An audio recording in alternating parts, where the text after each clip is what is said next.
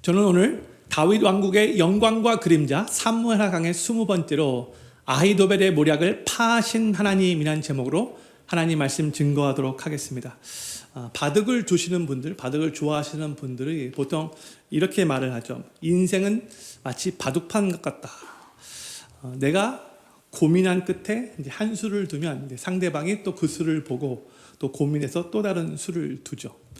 각자가 자기의 바둑알을 놓으면서 이 수가 최선의 한 수이기를 바라지만 때로는 그 수가 악수일 때도 있어요. 그런데 우리 하나님은 우리의 모든 수를 다 보고 계시는 분이시고 또한 각 상황마다 최선의 수가 무엇인지 알고 계시며 때때로 하나님의 백성인 우리가 최선의 수를 두기를 원하시는 마음으로 훈수를 두실 때도 있어요. 저는 지난주에 다윗이 예루살렘 성을 빠져나와 도피하는 그 길에 만났던 두 명의 사람들에 대해서 말씀을 나누었어요. 성도님들, 그 두 사람들 이름 기억하십니까? 둘 다 시로 시작을 해요. 둘 다 시월드예요. 그렇죠? 첫 번째는 시바이고 두 번째는 시므이예요. 그렇죠? 시바는 그럴듯한 거짓말로 다윗을 속였던 자이고 시므이는 아주 거칠고 직설적인 말로 다윗을 향하여 비판하고 욕을 했던 사람이죠. 성도님들은 만약에 둘 중에 하나를 반드시 상대해야 한다면 누구를 선택하시겠습니까? 시바처럼 그럴듯하게 거짓말로 나를 속이는 사람? 아니면 시므이처럼 거칠고 직설적인 말로 나를 비판하고 욕하는 사람? 둘 다 힘든 부류의 사람들인데 그래도 한 명을 대상해야 한다면 누가 조금 더 낫겠습니까? 오늘 이 질문 목장 모임에서 나누게 될 아이스 브레이킹 질문입니다. 생각하셨다가 잘 나눠주시면 좋을 것 같아요. 저희는 오늘 사무엘하 16장 15절부터 17장 14절까지의 내용을 나눠요. 그런데 오늘 본문 말씀을 보면 압살롬에게 조언을 하는 또 두 명의 인물이 나옵니다. 하나는 아히도벨이고 또 하나는 후세입니다.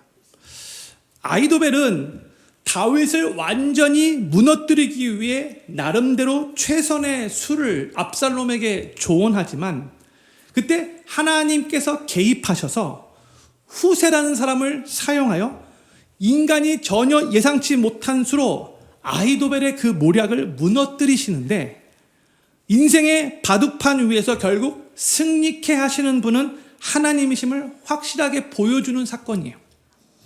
저는 오늘 여기 계신 모든 필름교회 성도님들이 역사의 주관자가 되시고 또한 우리 삶의 주인 되시는 하나님께서 우리의 기도를 들으시고 우리의 삶을 지키시며 결국 가장 선한 길로 인도하시는 분이시라는 것을 더욱더 확신하시면서 다시 한번 내가 하나님만을 의지하고 하나님만을 신뢰하겠습니다라고 결단하는 시간이 되기를 소망하는 마음으로 하나님 말씀 증거하도록 하겠습니다. 오늘 본문 말씀은 이제 다윗이 예루살렘 성을 떠난 후에 다윗의 아들 압살롬이 그 예루살렘 성에 왕궁에 입성하는 장면으로 시작합니다. 16장 15절 말씀 우리 같이 읽겠습니다. 시작. 압살롬과 모든 이스라엘 백성들이 예루살렘에 이르고 아히도벨도 저와 함께 이른지라 했어요. 압살롬과 그의 이제 모사인 아히도벨이 예루살렘 성에 이르렀어요. 근데 그때 누가 압살롬에게 다가와서 말을 하는가? 16절 말씀 같이 읽겠습니다. 시작. 다윗의 친구 아렉 사람 후세가 압살롬에게 나올 때에 저에게 말하기를 왕이여 만세하니 했어요. 지금 후세라는 사람이 압살롬에게 나오는데 이 후세는 누구인가? 저희가 사무엘하 15장 말씀을 나눌 때 나누는 사람이에요.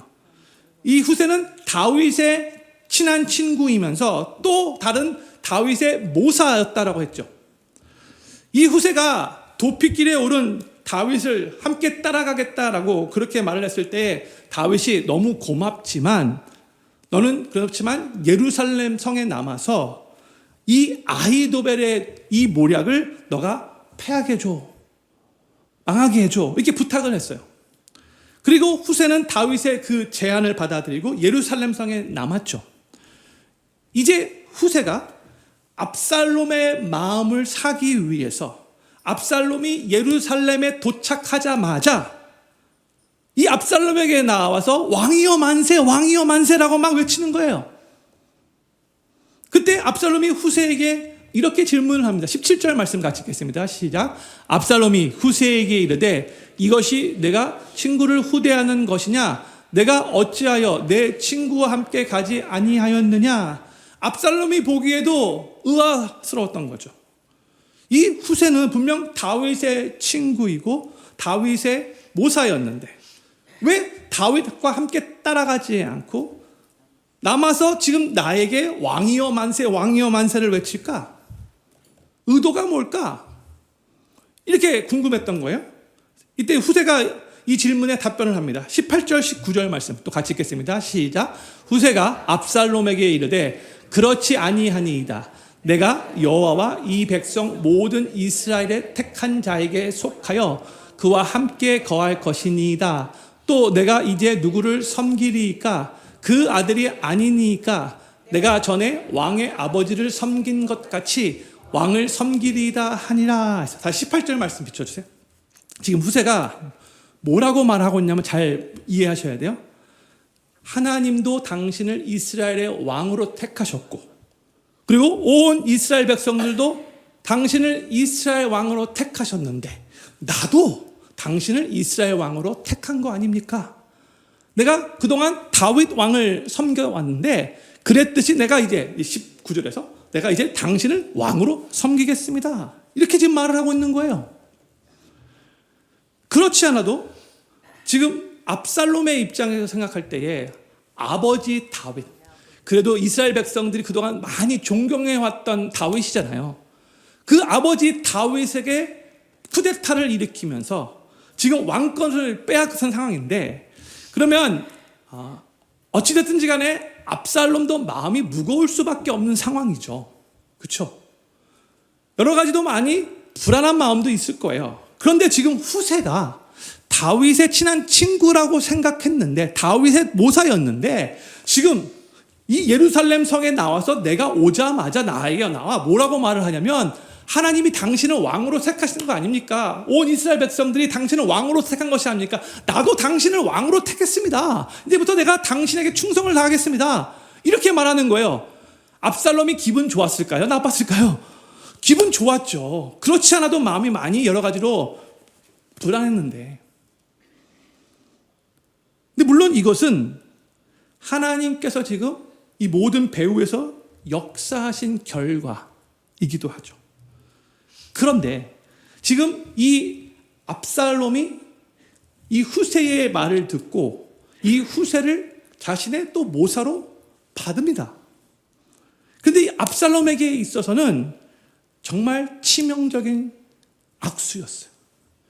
큰 실수였어요. 저희가 지난주에도 이 내용을 나누었는데 사람은요 주변에 있는 사람들이 나에게 와서 막 환대해주고 막 좋은 말 해주고 막 나를 막 치켜 세워주면은요 나도 모르는 사이에 막 어깨에 힘이 들어가고 기분이 막 좋아져서 볼 것을 보지 못하고 쉽게 잘못된 결정을 내리잖아요. 저에게 지난주에 이 말씀 나눴어요. 근데 지금 그대로 지금 압살롬에게도 그 일이 일어난 거예요. 이제 예루살렘에서 이 왕궁을 차지한 이 압살롬이 후세를 자신의 모사로 또 두면서 곧바로 이제 자신의 원래 모사였던 아히도벨에게 내가 이제 무엇을 해야 할지 나에게 알려주십시오. 이렇게 질문을 하는데 제일 먼저 아히도벨이 이렇게 조언을 해요. 21절 말씀이에요. 아히도벨이 압살롬에게 이르되 왕의 아버지가 머물러 두어 궁을 지키게 한 후궁들로 더불어 동침하소서. 그리하면 왕께서 왕의 부친에 미워하는 바 됨을 온 이스라엘이 들으니 왕과 함께 있는 모든 사람이 힘이 더욱 강하여지리이다 했어요. 아히도벨은 압살롬에게 다윗 아버지의 후궁들과 10명과 공개적으로 동침하라라고 제안을 해요. 그리고 압살롬은 이러한 아히도벨의 그 조언대로 왕궁 지붕 위에 장막을 쳐놓고 이스라엘 백성들이 다 보게끔 백주대낮에 이 일을 그대로 행합니다. 지금 저희가 살고 있는 이 시대 가운데 이런 내용을 읽으면 와, 이건 너무 저질이다. 성경에서 어떻게 이런 얘기를 나오나? 너무 몰상식한 행동이다라고 이렇게 생각이 들 수밖에 없죠. 그런데 그 당시 근동 지역의 왕들을 보잖아요. 다른 나라를 정복한 후에 내가 이 나라를 이제 정복했다. 내가 이 나라 접수했다. 이런 의미로 의도적으로 이런 일들을 해왔다라고 해요. 그러니까 왕들이 하는 일들 중에 하나였다고 해요. 그런데 그럼에도 불구하고 압살롬의 이 행위는 아버지의 후궁을 겁탈한 거잖아요. 그렇죠? 이것은 엄밀히 말해서 율법이 금하는 근친상간이야. 하나님이 아주 가증히 여기는 죄악이다라고 성경이 기록하고 있어요. 그리고 이러한 근친상간의 죄를 짓는 자는 쳐 죽이라까지 그렇게 명해요. 이러한 끔찍한 죄악을 지금 너무나도 당연하게 아히도벨이 압살롬에게 제안을 한 거고, 압살롬도 너무나도 당연하게 그대로 그 죄악을 범한 거예요. 지금 하나님을 경외하는 마음이 조금도 보이지 않죠. 그렇기 때문에 지금 이 상황 가운데 하나님께서 이제 곧 이들을 심판하시겠구나 암시가 되는 그런 사건이 되기도 해요.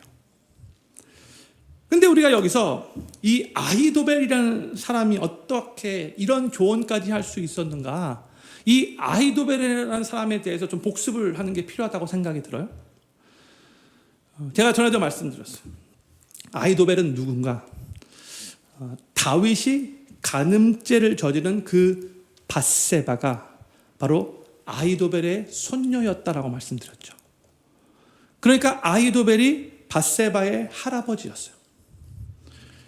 그러면 이 아히도벨의 입장에서 볼 때에 다윗이 자신의 손녀를 간음할 때에 다윗을 어떻게 보았을까요? 자신의 손녀의 가정을 깨트린 가정 파괴범으로 보였겠죠. 게다가 밧세바의 남편 우리야 정말 충신이었잖아요. 그럼에도 불구하고 이 충신, 이 우리야를 다윗이 전쟁터에서 죽게 만들었죠. 이때부터 아히도벨은 다윗 왕을 더 이상 좋게 볼 수 없었어요. 그런데 이제 아히도벨이 그 당시에는 기분이 참 많이 나쁘고 씁쓸하고 화도 많이 났겠지만 일단은 가만히 있을 수밖에 없었어요. 그러다가 다윗의 아들 압살롬이 반역을 일으켰을 때 때는 이때구나 하고 쉽게 압살롬 편에 서게 된 거죠.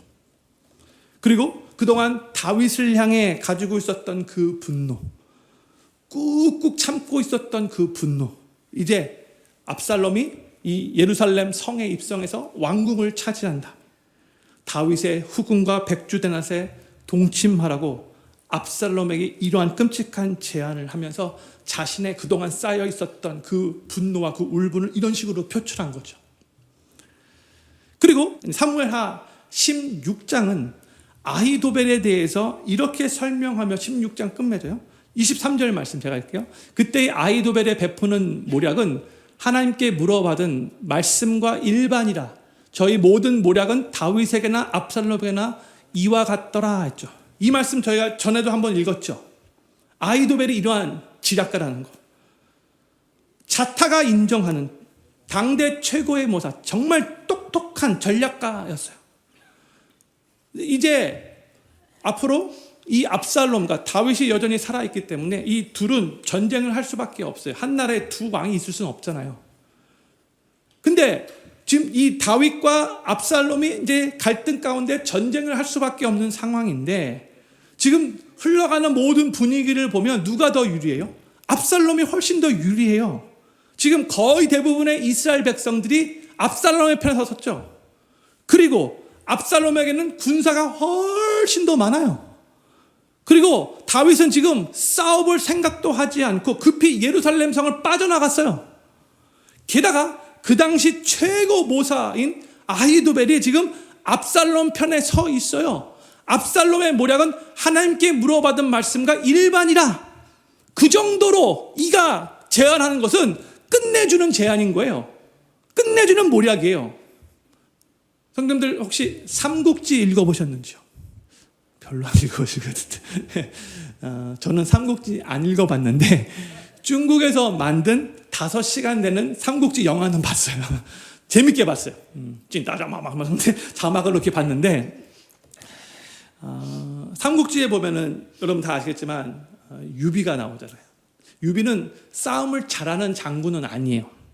그런데 그 당시에 최고의 모략가였던 제갈공명이 유비 편에 있었기 때문에 유비가 계속해서 전쟁에서 승리할 수 있었던 거죠. 그만큼 전쟁에서의 모사가 중요한 거예요. 그 당시 최고의 모사인 아히도벨이 압살롬 편에 서 있는 거예요. 지금 압살롬이 모든 면에서 볼 때 다 유리해요. 그런데 이제 저희가 이제 방금 전까지 16장의 내용을 나눴고 이제 17장의 내용을 이제 나누게 될 텐데 압살롬이 모든 면에서 훨씬 더 유리한 상황이었음에도 불구하고 하나님께서 놀랍게 개입하셔서 하나님이 우리 눈에 보이지 않지만 하나님이 역사하심으로 말미암아 결국 압살롬이 패전의 길을 걸어가게 되는 내용을 오늘 우리가 그 과정을 살펴보게 될 거예요. 1절부터 13절까지 어떻게 보면 하나님이 이렇게 역사하셨다, 하나님이 이렇게 일하셨다라는 그러한 표현은 나오지 않아요. 그러고 나서 맨 마지막에 14절에서 결론적으로 하나님이 이렇게 일하셨기 때문에 이 모든 일들이 일어났다라고 우리에게 결론적으로 알려주는 거예요. 어떤 과정이 있었는가? 17장 1절부터 3절까지 말씀 제가 읽겠습니다. 아히도벨이 또 압살롬에게 이르되 이제 나로 하여금 사람 1만 2천을 택하게 하소서. 오늘 밤에 내가 일어나서 다윗의 뒤를 따라 저가 고나고 약할 때에 엄습하여 저를 무섭게 한즉 저와 함께 있는 모든 백성이 도망하리니 내가 다윗 왕만 쳐 죽이고 모든 백성으로 왕께 돌아오게 하리니 무리에 돌아오기는 왕에 찾는 이 사람에게 달렸습니다. 그리하면 모든 백성이 평안하리이다. 아히도벨이 지금 압살롬에게 제안을 하는 거죠. 보병대 1만 2천 명을 세워서 내가 직접 그 보병대를 데리고 저 다윗에게 가서 다윗을 다 쳐 죽이겠습니다. 이렇게 제안을 한 거예요. 이 제안은 아히도벨이 앞장서겠다는 제안이죠. 거기에 충성심과 열정이 담겨져 있어요. 그리고 보세요. 다윗만 제거하면 나머지 다윗을 따르는 사람들은 피해를 입지 않아도 됩니다. 그러면 압살롬이요, 손쉽게 이스라엘 전체를 장악할 수 있을 겁니다. 지금 다윗이 많이 피곤해 있는 상태인데 이 밤에 지금 말하고 지금 이 밤에 내가 가서 다윗 처치하고 오겠습니다. 지금 이렇게 말을 하고 있는 거예요. 이 아히도벨의 모략을 들은 사람들이 어떻게 반응을 하는가? 4절 말씀. 압살롬과 이스라엘 장로들이 다 그 말을 옳게 여기더라 했어요. 그러니까 압살롬뿐만이 아니라 그 말을 듣고 있었던 모든 장로들이 that's good idea 이렇게 말한 거죠. 그러면 지금 이 아히도벨이 오늘 밤 지금 당장 가겠습니다 이런 식으로 말을 했는데 그러면 가라고 밀어붙이면 되는 거 아닌가요? 그런데 갑자기 압살롬이 이런 말을 해요. 5절 말씀. 압살롬이 이르되 아렉 사람 후세도 부르라 우리가 저의 말도 듣자 하니라 했어요. 지금 모든 사람들이 다 아히도벨의 말을 옳게 여기는데 지금 이 압살롬이 너무나 뜬금없이 생뚱맞게 한번 후세의 말도 들어보는 게 어떨까 이렇게 말을 한 거예요. 압살롬은 지금 이 말을 어떻게 보면 무심코 했을지라도 그런데 압살롬의 이 말은요 결국 자신의 미래를 180도 뒤바꿔 버리는 최악의 악수를 둔 격이 되고 말아요. 오늘 2부에 마치고 어떤 분이 그걸 바로 패착이라고 합니다. 이렇게 말하더라고요. 그러니까 바둑으로 치면 완전히 이기고 있다가 한 악수를 둬서 전세가 뒤바뀌어 버린 거예요. 악수 중에 악수예요. 패착. 제가 이 내용을 묵상하며 설교를 준비하다가 곧바로 하나님 앞에 기도를 드렸어요. 하나님, 앞으로 제가 인생을 살아가는 동안에 이렇게 압살롬과 같이 한순간에 전세가 뒤바뀌어지는 그런 치명적인 악수를 두지 않기를 원합니다. 주여, 내가 혹시 이런 정말 잘못된 악수를 두게 될 때 하나님 꼭 나 막아주십시오. 이런 기도가 나오더라고요. 그래서 저는 이 기도가 여기 계신 모든 성도님들의 삶에도 정말 이러한 치명적인 악수를 두지 않는 인생이 되기를 예수님의 이름으로 간절히 축복합니다. 그런데 이렇게 치명적인 악수를 두지 않으려면 내가 항상 하나님 말씀 안에 거해야 되는 거죠. 영적으로 깨어 있어야 되는 거죠. 세상의 욕심에 내 마음이 사로잡혀서는 안 되는 거죠. 그렇죠? 겸손하게 하나님의 뜻대로 살려고 노력함이 있어야 되는 거죠. 그래서 내가 순간적으로 실수했을 때도 하나님이 아니야 알려줄 수 있는 거죠. 알려줘도 못 알아볼 때가 있거든요. 근데 항상 겸손하게 하나님의 뜻대로 살려고 소망하는 마음이 있을 때에 그때 하나님이 잘못된 수를 두려고 할 때 우리에게 알려주는 경우가 많은 거예요. 압살롬이 후세를 불러서 이제 아히도벨이 방금 전에 말했던 그 모략이 이렇다라고 알려주면서 너 생각은 어떠니? 이렇게 질문을 합니다. 그때 후세가 아히도벨의 모략이 별로 안 좋은데요? 이렇게 말을 하면서 이런 말을 해요. 그 이유를 말해요. 8절부터 10절까지 말씀 제가 읽겠습니다. 또 말하되 왕도 아시거니와 왕의 부친 다윗을 말하는 거죠. 그 종자들은 용사라. 저희는 들에 있는 곰이 새끼를 빼앗긴 것 같이 격분하였고 왕의 부친은 병법에 익은 사람인즉 백성과 함께 자지 아니하고 이제 어느 구려나 어느 곳에 숨어 있으리니 혹 무리 중에 몇이 먼저 엎드려지면 그 소문을 듣는 자가 말하기를 압살롬을 쫓는 자 가운데서 패함을 당하였다 할지라 비록 용감하여 사자 같은 자의 마음이라도 저상하리니 이는 이스라엘 무리가 왕에 붙이는 영웅이요 그 종자들도 용사인 줄 알미니이다. 제가 이 내용 더 쉽게 설명해 드릴게요. 지금 후세가 뭐라고 말하고 있냐면 아히도벨의 모략은 다윗을 또 다윗의 용사들을 너무나 과소평가하는 모략입니다. 다윗과 그의 군사들은 전쟁에서 잔뼈가 굳은 사람들 아닙니까? 그리고 지금 너무나 지금 격분한 상태에 있어요. 곰이 자기 새끼를 잃어버린 것 같이 그렇게 격분한 상태인데 그래서 절대로 쉽게 봐서는 안 돼요. 그리고 다윗이 그동안 전쟁을 엄청나게 많이 했으면서 병법에 얼마나 능한데 지금 나 잡아봐라 이런 식으로 지금 쿨쿨 자고 있을까요? 아니에요. 다윗은 지금 분명히 숨어 있을 것이고 그럼 지금 쫓아간다 할지라도 다윗 못 잡습니다. 그리고 혹시 다윗을 못 잡고 나서 혹시 당신의 군사 몇 명이 저 다윗의 군사로 말미암아 죽기라도 한다면 소문이 압살롬이 패했대 이렇게 날 것이고 그러면 당신의 군사들이 아무리 강하다 할지라도 마음이 낙심되고 동요될 수밖에 없습니다. 그 소문 때문에. 상대방은 이 백전노장 다윗이고 다윗만 죽이면 된다는 이 계략은 절대로 성공할 수 없습니다. 이렇게 후세가 말을 한 거예요. 제 설명이 더 이해하기 쉽죠. 그렇죠? 그러면서 후세는 이제 자신의 모략까지 압살롬에게 말해줍니다. 11절 말씀이요. 나의 모략은 이러하니이다. 온 이스라엘을 단부터 부엘세바까지 바닷가에 많은 모래같이 왕께로 모으고 친히 전쟁에 나가시고 했어요.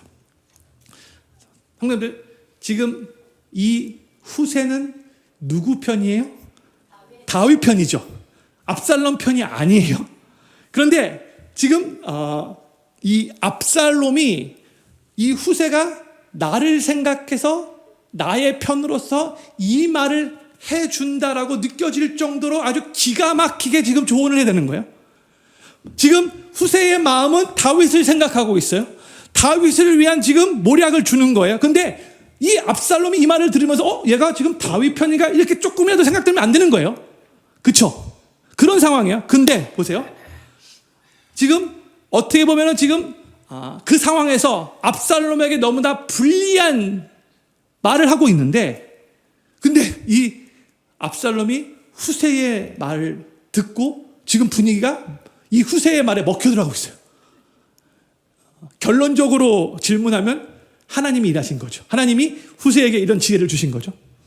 그런데 이제 후세가 하는 말의 내용을 우리가 잘 지켜보고 싶어요.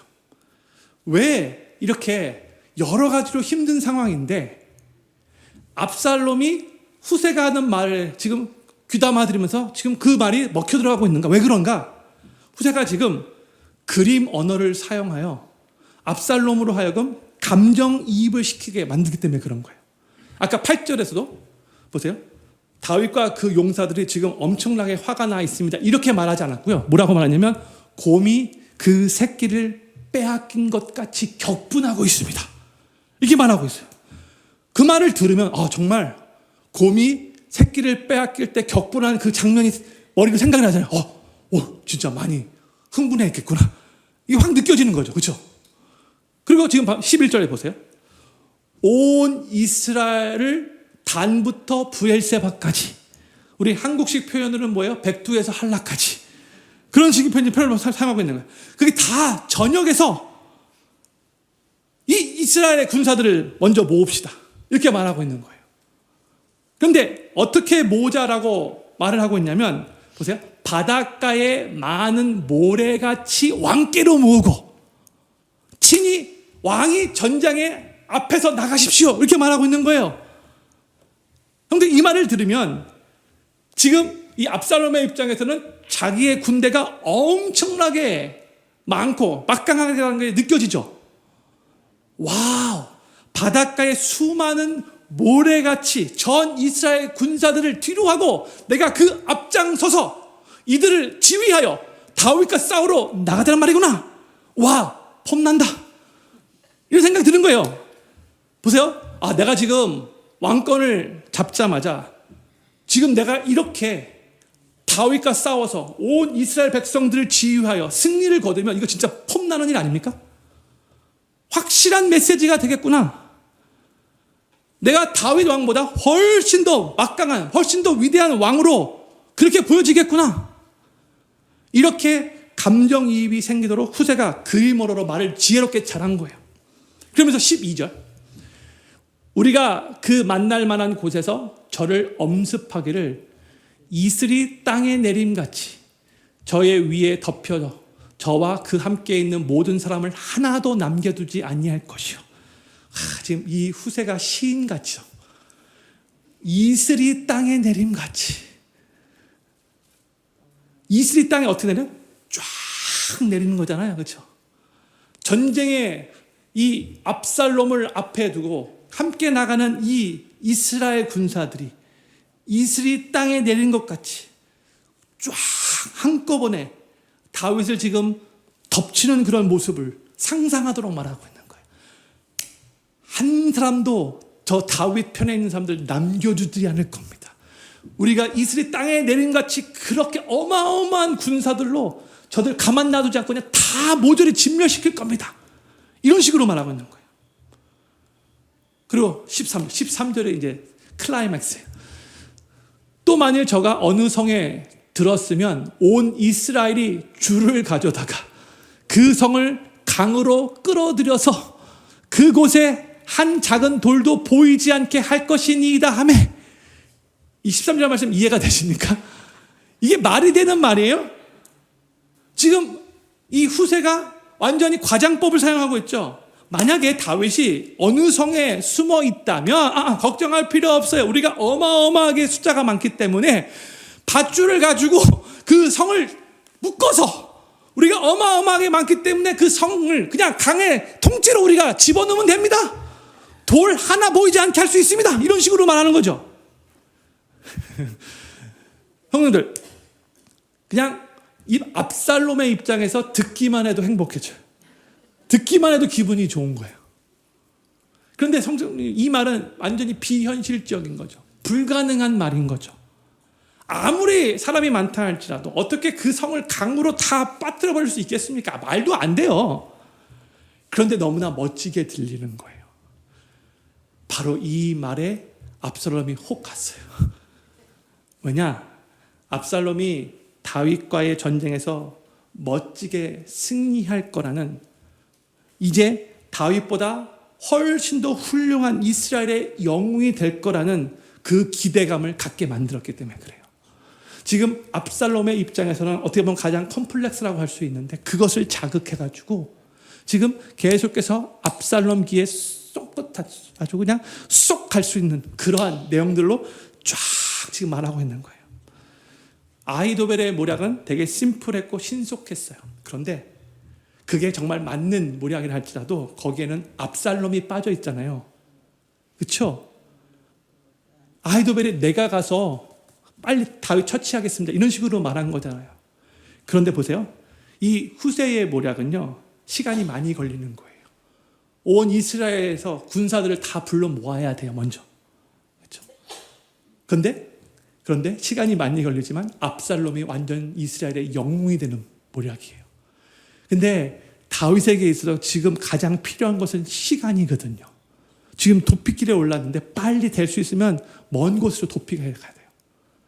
그날 밤에 아히도벨이 보병 1만 2천을 데리고 다윗을 추격해 갔으면 다윗은 그날 살아남기 힘들었을 거예요. 근데 하나님이 역사하신 거죠. 아히도벨은 아주 전략을 심플하게 말했어요. 반면 후세는 은유법, 직유법, 과장법 다 사용해서 압살롬이 전쟁에서 폼나게 승리하는 것을 머리로 그리도록 만들었어요. 그래서 압살롬은 후세의 말을 들으면서 자기도 모르는 사이에 자신감이 막 생겼고요.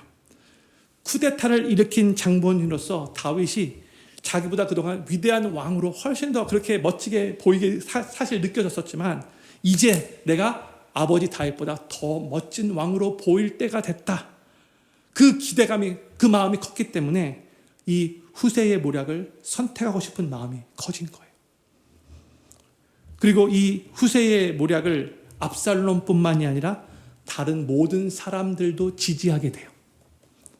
갑자기 한순간의 분위기가 후세의 제안으로 넘어가 버렸어요. 방금 전까지만 해도 모든 사람들이 아히도벨의 모략 좋다라고 생각했었는데, 그런데 성경은 그 이유를 뭐라고 해석하는가? 오늘 본문 말씀의 결론이라고 했죠. 14절 말씀. 14절 말씀 같이 읽겠습니다. 시작. 압살롬과 온 이스라엘 사람들이 이르되 아렉 사람 후세의 모략은 아히도벨의 모략보다 낫다 하니 이는 여호와께서 압살롬에게 화를 내리려 하사 아히도벨의 좋은 모략을 파하기로 작정하셨음이더라. 아멘. 하나님께서 아히도벨의 좋은 모략을 파하시기로 작정하셨기 때문에 지금 1절부터 13절까지 내용이 그렇게 흘러간 거예요.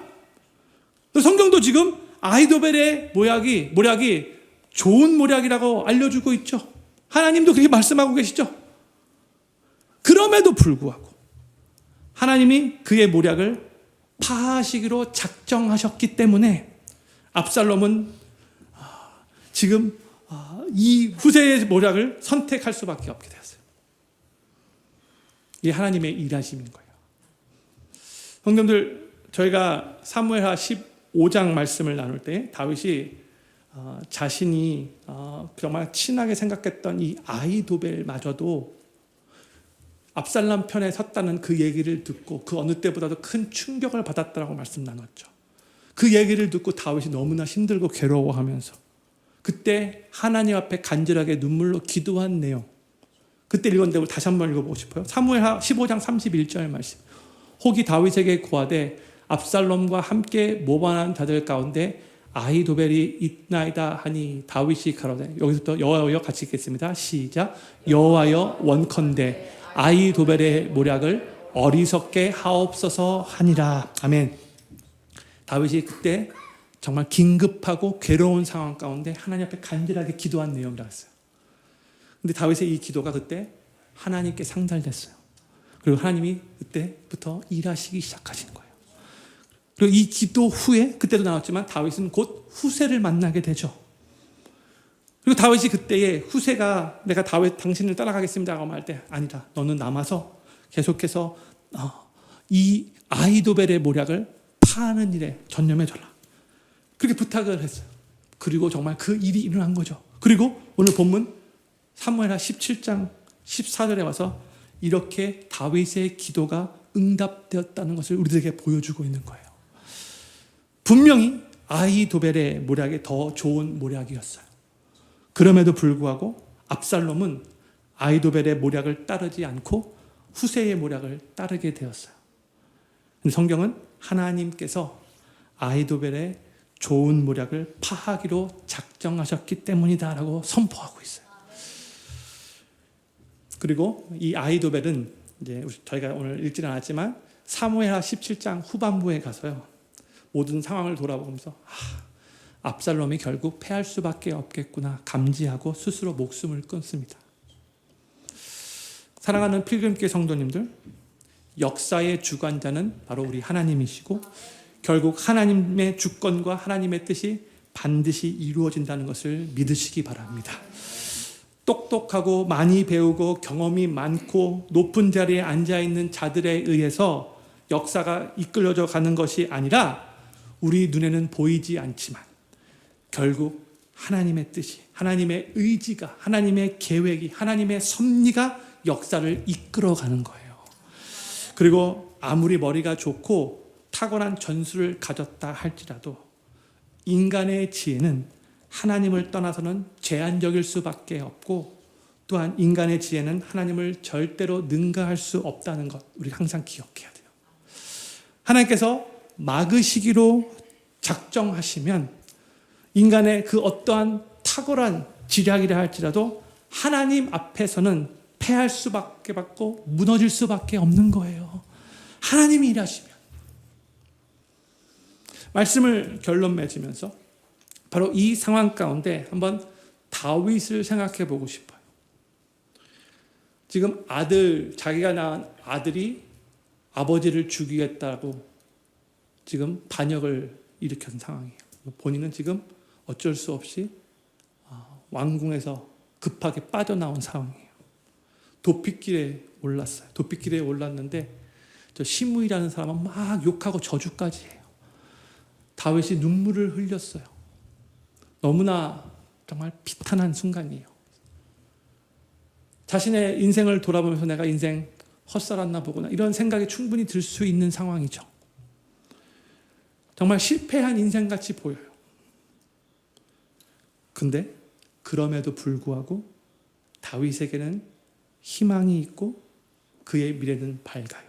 그 이유가 무엇인가? 하나님이 지금 다윗의 편에 계시기 때문에 그런 거예요. 근데 그러면 충분한 거 아닌가요? 너무나 괴로운 상황에서 다윗이 눈물 하나님 앞에 기도했어요. 하나님, 저 아히도벨의 모략을 하나님 망하게 해주십시오. 어리석게 해주십시오. 그렇게 기도를 했는데 하나님께서 그 기도를 들으셨고요. 그 기도를 들으신 다음에 하나님이 일하셨고요. 그리고 눈에 보이지 않지만 하나님께서 후세를 사용하셔서 정말 끝내주는 그 모략을 패하시고 다윗을 지키셨죠. 이거 하나면 충분한 거예요. 하나님이 일하시면 되는 거 아닌가요? 이번 주에 이런 글을 제가 영어로 읽었어요. Bad days without God will break you. But bad days with God will build you. 영어로 번역하면 하나님 없는 힘든 날들은 당신을 무너뜨릴 것입니다. 그러나 하나님과 함께하는 힘든 날들은 당신을 세워갈 것입니다. 성도님들, 역사의 주관자이시며 내 삶의 주인이 되시는 하나님은 세상의 모든 지혜를 다 합친다 할지라도 비교할 수 없는 완전하고 크신 지혜를 가진 분이신 것을 기억하시기 바랍니다. 그리고 그 하나님이 바로 나의 하나님이시기 때문에 우리는 언제나 그분을 의지하며 신뢰할 수 있는 거예요. 저는 여기 계신 모든 필그림교회 성도님들이 세상의 모든 지혜를 합친 것보다도 더 큰 지혜를 갖고 계신 우리 하나님이 바로 나의 하나님이시라는 것을 늘 기억하시며 믿으시기를 바라고, 그 하나님만을 의지하고 신뢰하는 마음으로 기도하실 때마다 하나님께서 그 기도를 들으시고 각자의 삶에 있을 법한 그 악한 자들의 그 지략과 그 권모술수까지도 하나님이 역사하심으로 인해 다 무너지게 되는 것을 경험하시게 되기를 우리 구주 예수님의 이름으로 간절히 축원합니다. 우리 다 같이 차려서 일어나셔서